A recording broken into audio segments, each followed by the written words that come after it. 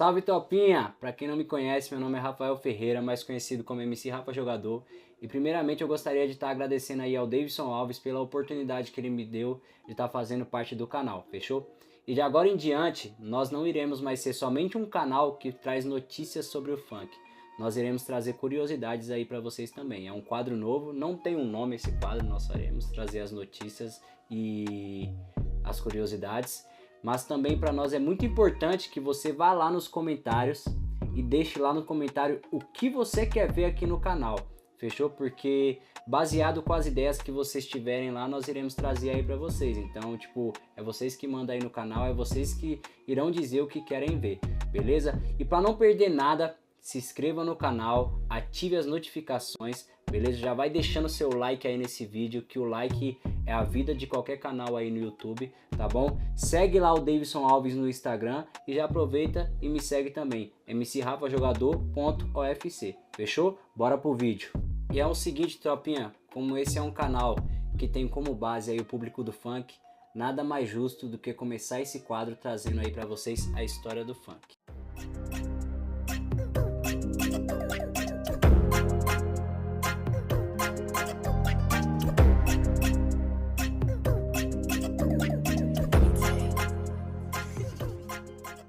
O funk surgiu nos anos 60 nos Estados Unidos, mas não era bem esse funk que nós conhecemos hoje. O funk é uma junção de vários estilos musicais, e um dos principais artistas que teve muita influência pro funk foi o James Brown. O funk é uma mistura do jazz, do funk soul e também tem uma influência do rap.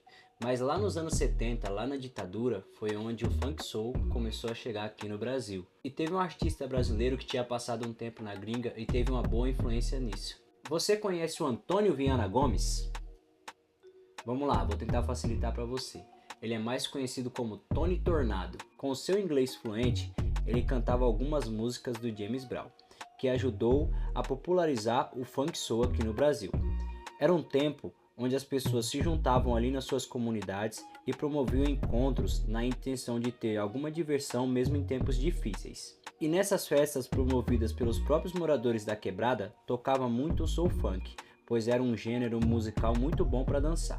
E esse movimento foi crescendo cada vez mais dentro das comunidades, até que em um momento a mídia se interessou por esse movimento que estava acontecendo dentro das comunidades. E com isso teve algo que foi histórico para o funk e para os bailes que aconteciam naquela época. Uma repórter chamada Lena decidiu que seria interessante fazer uma matéria sobre esse movimento que os moradores da comunidade estavam fazendo para se descontrair, dançar e escutar um tal de funk que estava começando a ser falado. Foi aí que fizeram a primeira matéria sobre esse movimento, chamado na época de Movimento Black Hill. Então, o Black Hill nasceu no Rio de Janeiro e era algo onde o povo gostava de ir para se encontrar, dançar e curtir. E de certa forma, esse movimento foi se popularizando cada vez mais. E um dos principais DJs que ajudaram na popularização desse movimento foi o lendário DJ Malboro. Me arrisco a dizer que ele é um dos nomes mais importantes para a história do funk BR. Mas como tudo aquilo que é de comunidade nem sempre é bem visto pelos olhos de todos, o funk não teve uma boa aceitação por parte de todas as classes.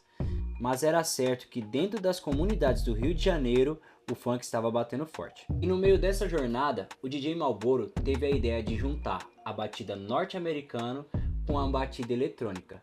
E aí que o negócio começou a ficar sério, porque foi aí que começou o surgimento do nosso funk. Mas como nem tudo é fácil para nós, começaram a surgir alguns problemas. Conforme os bailes de comunidades estavam ficando cada vez mais famosos, e era algo que vinha crescendo cada vez mais, as comunidades se juntavam para fazer bailes, e dentro desses bailes, os membros dessas comunidades começavam a brigar. Esse tipo de atitude estava prejudicando muito o funk e o preconceito contra o gênero aumentava cada vez mais, pois deixou de ser uma parada onde as pessoas estavam indo para dançar, se divertir, namorar e se tornou um local de competição entre as comunidades. Mas infelizmente não era uma competição sadia, pois foi uma época que havia várias brigas e mortes. E com isso, o preconceito com o funk só estava aumentando e dificultando cada vez mais a aceitação do gênero musical. Vale ressaltar que não eram todos que participavam dessas competições e dessas brigas.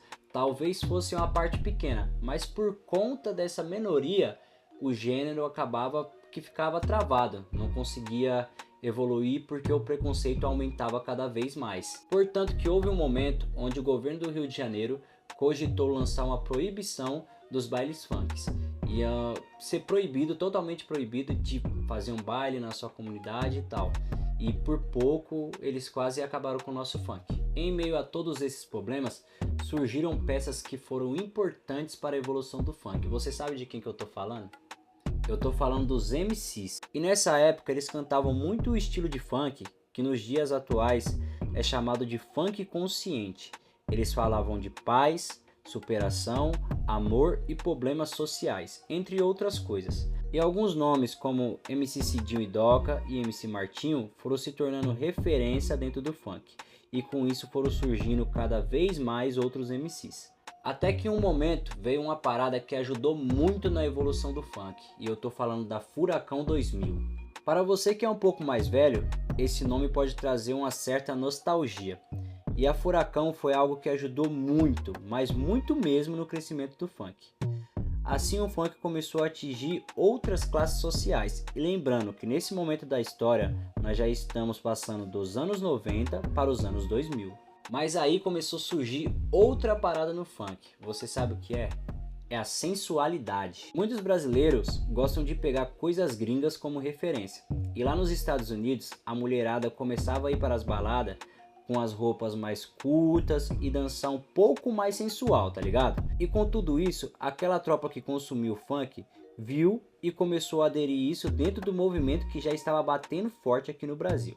E os MCs começaram a cantar um pouco mais sensual e direcionando um pouco mais para a mulherada. Mas também tinha MCs que começaram a fazer letras provocando outras comunidades. E eu creio que também tem um pouco de influência de algo que já acontecia na gringa, pois lá também tinha essa parada de treta entre artistas e membros de gangues de outras comunidades. E com isso também surgiu o famoso funk proibidão. E com o passar dos anos, muitas coisas foram mudando dentro do funk até chegar nesse funk atual que podemos desfrutar nos dias de hoje. Se pararmos para ver, passamos por James Brown lá na gringa, passamos pela ditadura aqui no Brasil, passamos por DJ Malboro, Furacão 2000 e muitas outras coisas. E hoje eu posso dizer com total certeza que o funk é um dos gêneros musicais que mais crescem.